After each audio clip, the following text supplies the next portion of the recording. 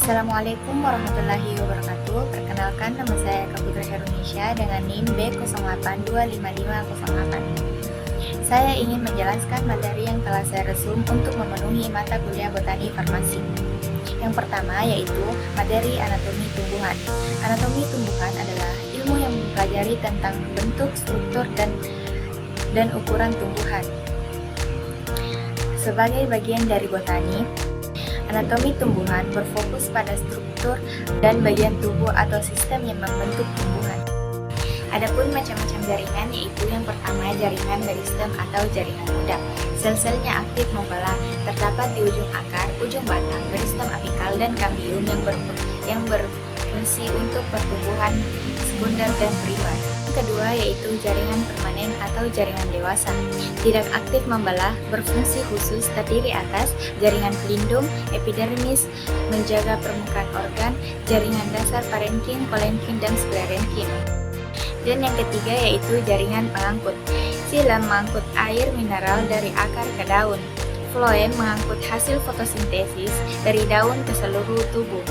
Jaringan sekretoris menghasilkan getah, minyak, dan resin. Dan adapun bagian-bagian tumbuhan yaitu yang pertama akar atau radix. Akar adalah bagian pangkal tumbuhan pada batang yang berada dalam tanah dan tumbuhan menuju pusat bumi. Fungsinya yaitu menyerap air dan mineral dari tanah, menopang tumbuhan agar tegak, menyimpan cadangan makanan pada beberapa tanaman seperti wortel atau singkong. Yang kedua terdapat batang atau kaulus, berfungsi untuk menopang daun, bunga, dan buah, menyalurkan air, mineral, dan hasil fotosintesis melalui jaringan xilem dan floem, menyimpan cadangan makanan pada batang tebu, kalium, dan lain-lainnya. Yang ketiga yaitu ada daun atau folium. Daun adalah bagian tanaman yang tumbuh berhelai-helai pada ranting. Biasanya berwarna hijau. Warna hijau pada dedaunan berasal dari zat klorofil yang terkandung di dalam daun. Fungsi daun adalah untuk menghasilkan fotosintesis, transpirasi, atau penguapan air dan pertukaran gas. Yang keempat yaitu bunga atau floss. Bunga merupakan alat reproduksi generatif yang muncul hanya pada saat tumbuhan mencapai usia tertentu. Umumnya, bunga memiliki dua alat kelamin, yakni benang sari atau jantan dan putik sebagai betina. Pada bunga terjadi penyerbukan dan pembuahan yang menghasilkan buah. Bunga berasal dari modifikasi batang. Dan yang kelima yaitu buah atau fructus. Yang keenam yaitu biji atau semen. Kulit biji berasal dari selaput bakal biji dan merupakan bagian terluar biji. Tali pusat merupakan bagian yang menghubungkan biji dengan tembunil, jadi merupakan tangkal biji. Inti biji merupakan semua bagian biji yang terdapat di sebelah dalam kulitnya. Inti biji disebut pula dengan isi biji. Inti biji terdiri atas lembaga dan putih lembaga atau albumen. Yang kedua yaitu metabolit primer dan sekunder. Metabolisme merupakan serangkaian reaksi kimia yang saling berhubungan dan bergantung. Sedangkan produk yang dihasilkan selama metabolisme seperti zat antara atau produk dari reaksi biokimia disebut metabolit. Metabolit primer adalah senyawa yang esensial penting untuk pertumbuhan, perkembangan, dan kelangsungan hidup tumbuhan. Senyawa ini dihasilkan dari jalur metabolisme dasar seperti fotosintesis, respirasi, dan biosintesis protein. Beberapa contoh senyawa metabolit primer antara lain yaitu yang pertama, protein. Protein berperan penting dalam struktur dan fungsi semua sel makhluk hidup dan virus. Yang kedua yaitu ada karbohidrat. Karbohidrat dihasilkan melalui proses fotosintesis, yaitu ketika tanaman mengubah sinar matahari, air, dan karbon dioksida menjadi glukosa. Dan yang ketiga yaitu lemak, golongan senyawa metabolit primer yang bersifat hidrofobik dan berfungsi sebagai sumber energi metabolik, pemeliharaan dan integritas biomembran. Fungsi metabolit primer bagi tumbuhan yaitu sebagai sumber energi dan bahan baku untuk pembentukan struktur sel, mendukung pertumbuhan dan pembelahan sel, menjadi prekursor atau bahan awal pembentukan metabolit sekunder. Metabolit sekunder adalah senyawa turunan metabolit primer yang tidak esensial untuk pertumbuhan dasar, tetapi penting untuk adaptasi, perlindungan, dan interaksi tumbuhan dengan lingkungan. Peran dalam kehidupan manusia yaitu yang pertama, menjadi sumber bahan obat alami, contohnya morfin, atropin, dan kina. Yang kedua, digunakan dalam industri makanan dan minuman, yaitu pewarna alami dan perasa. Yang ketiga, digunakan dalam industri parfum dan kosmetik, yaitu minyak atsiri. Dan yang keempat yaitu berperan dalam pengembangan pestisida nabati yang ramah lingkungan. Fungsinya yang pertama yaitu perlindungan terhadap hama, penyakit, dan herbivora, misalnya alkaloid dan tanin. Yang kedua yaitu menarik penyerbuk dan penyebar biji melalui warna, aroma, dan rasa khas, yaitu flavonoid, minyak astri. Yang ketiga yaitu alelopati, menghambat atau merangsang pertumbuhan tumbuhan lain di sekitarnya. Yang keempat yaitu perlindungan dari cekaman lingkungan seperti sinar UV dan stres oksidatif. Yang kelima yaitu sumber bahan obat, kosmetik, dan industri pangan bernilai ekonomi tinggi. Adapun ciri-cirinya yaitu yang pertama, memiliki aroma atau bau khas. Yang kedua, warna cerah atau mencolok. Dan yang ketiga, rasa pedas, pahit, dan menyengat. 3. Tata nama, deskripsi, klarifikasi, identifikasi, taksonomi tumbuhan. Taksonomi adalah ilmu yang mencakup tata nama, klasifikasi, dan identifikasi tumbuhan. Yang pertama ada identifikasi. Identifikasi adalah kegiatan menentukan atau menetapkan identitas jati diri suatu tumbuhan, bukan namanya yang benar dan tempatnya dan tempat dan sistem klasifikasi. Kegiatan ini dapat dilakukan dengan cara mencocokkan tumbuhan yang belum kenal dengan yang sudah dikenal, yang terdapat pada pustaka, herbarium, dan koleksi hidup. Deskripsi, pencirian dan uraian sifat-sifat serta ciri-ciri objek yang diberikan dalam bentuk pertelaan. Pertelaan atau deskripsi adalah pelukisan atau penggambaran dengan kata-kata tentang batasan, ruang lingkup, dan sifat-sifat suatu takson itu. Pertelaan merupakan kesimpulan dan perwujudan dari pencirian takson. Adapun tata nama adalah ilmu tentang cara pemberian nama suatu tumbuhan, baik yang berupa fosil maupun yang masih ada, dilengkapi dengan deskripsi, perbedaan nama ilmiah dan nama biasa atau awam. Nama ilmiah diatur dalam KITT atau Kode Internasional Tata Nama Tumbuhan. Dalam bahasa Latin, berlaku internasional, kadang sukar dilafalkan. Nama mengidentifikasi takson dan dengan jelas. Untuk setiap takson hanya ada satu nama yang benar, yaitu atau korek.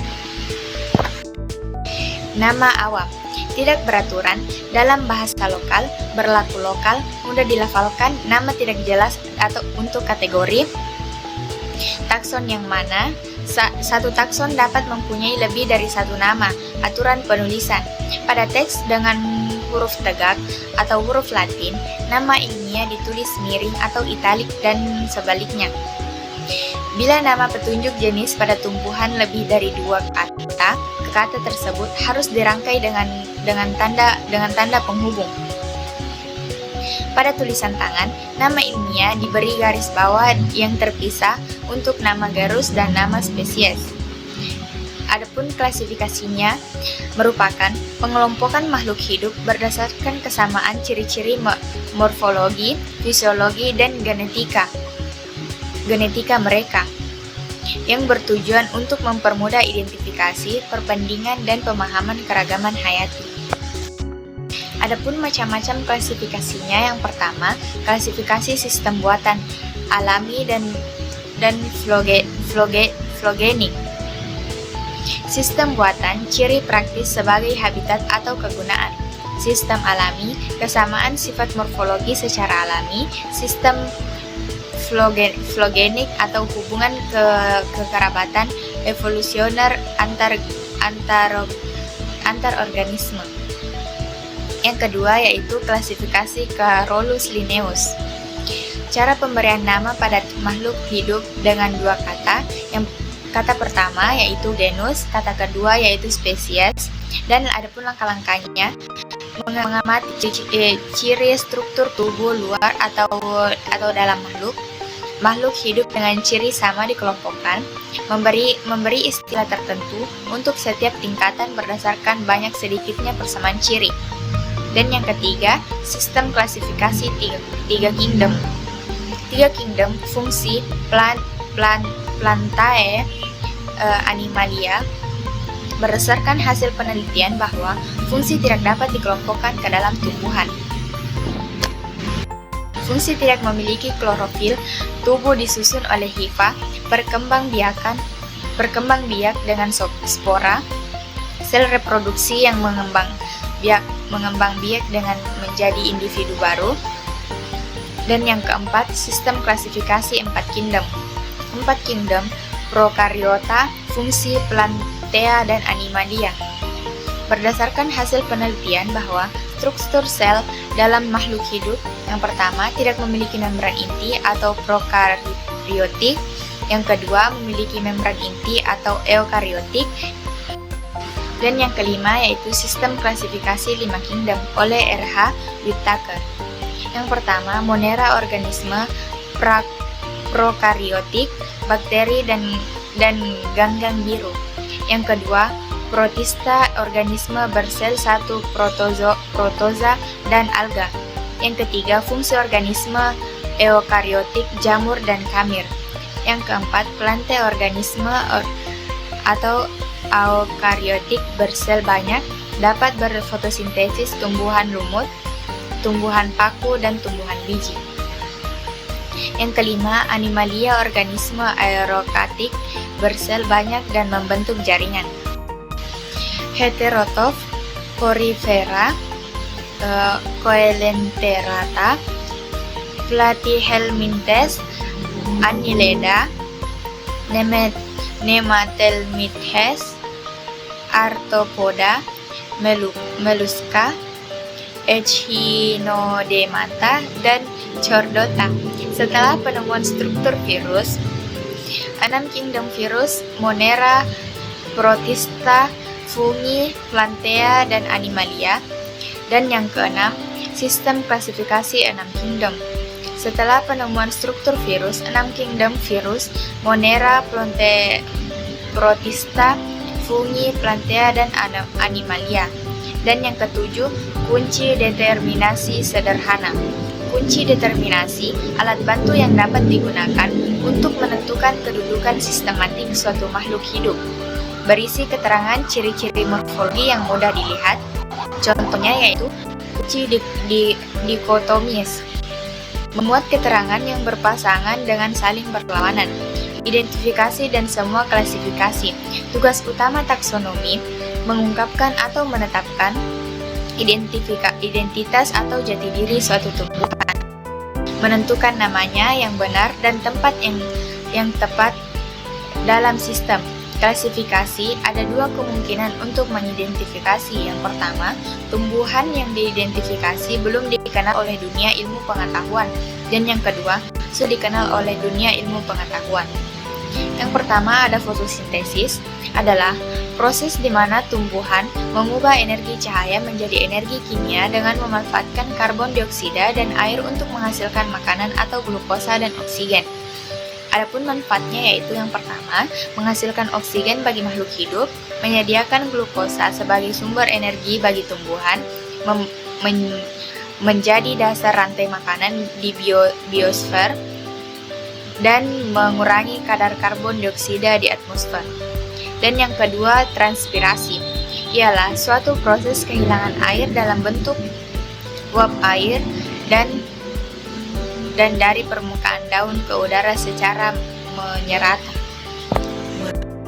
Adapun manfaatnya yaitu meningkatkan daya isap daun dan penyerapan udara, mengurangi jumlah udara dalam tumbuhan jika terjadi penyerapan yang berlebihan, mempercepat laju transportasi dan penyerapan unsur hara melalui pembuluh silam, menjaga turgiditas sel tumbuhan agar tetap pada kondisi optimal, sebagai salah satu cara untuk menjaga stabilitas suhu, pengangkutan udara ke daun dan difusi udara antar sel, pengangkutan asmilat, pengangkutan bukaan stomata. Dan yang ketiga ada absorpsi, adalah proses penyerapan air dari zat hara atau mineral dari tanah oleh akar tumbuhan. Adapun manfaatnya yaitu air digunakan untuk fotosintesis, mineral dari tanah seperti nitrogen, fosfor, dan kalium, membantu pertumbuhan daun akar dan bunga, mengalirkan zat-zat makanan ke seluruh bagian tumbuhan. Dan yang keempat yaitu ada transportasi pada tumbuhan, adalah proses perpindahan air, mineral, dan hasil fotosintesis dari satu bagian ke bagian lain melalui jaringan pengangkut silam dan floem. Dan manfaatnya yaitu mengedarkan air dan mineral dari akar ke daun untuk fotosintesis, menyalurkan hasil fotosintesis, menjaga keseimbangan air ke seluruh bagian tumbuhan, membantu pertumbuhan jaringan dan organ tumbuhan, mempertahankan tekanan turgor agar tumbuhan tetap tegak. Demikian materi yang sempat saya bawakan. Terima kasih. Assalamualaikum warahmatullahi wabarakatuh.